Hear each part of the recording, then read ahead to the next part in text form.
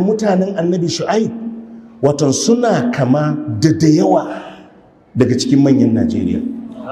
Wato mutane ne waɗanda su Allah ya ba ma dama a cikin al'ummar, kuma su ne macutan al'ummar.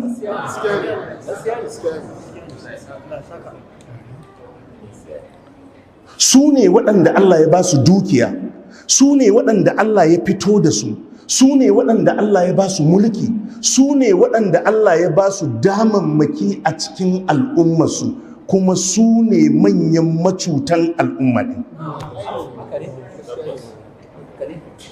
Ba su yi kama da yawa daga cikin shugabannin Najeriya ba.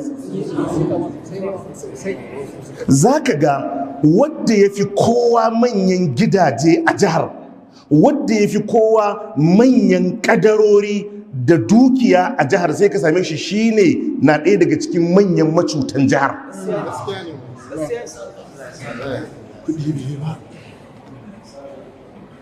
Alhaji ne za ka ga shi kadai yana da gidajen mai, shi ma kansa sai ya zauna ya iya lissafa su, amma sai ka samu zaluncinsa na karewa akan 'yan acaɓa da 'yan adaidaita sau.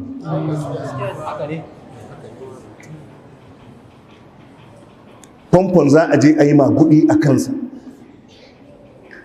Ai alhaji an ji kunya idan aka ce kudin ɗan acaɓa ko dukiyar ɗan adaidaita sau ya makale a cikin dukiyarka.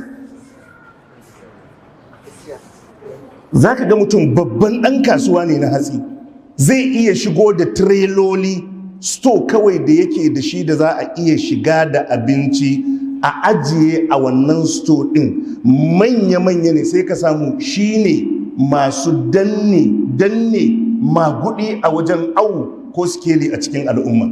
Akwai da ko shinkafa aka kawo sai an farke ta, an rarrage ta, tukunna a sake ɗinke ta.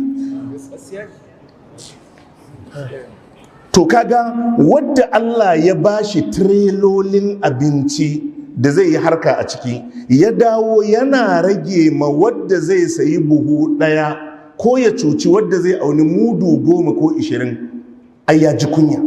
To haka mutanen annabi shu'aibu suke.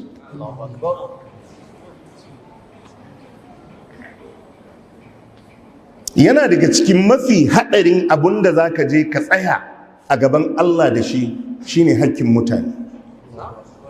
Yana daga cikin mafi haɗarin abun da za ka tsaya a gaban Allah da shi na laifi shine ka je gaba ga Allah da hakkin mutane. Annabi sallallahu alaihi wa alihi wa sallam yace la tu'addunna al-huquqa ila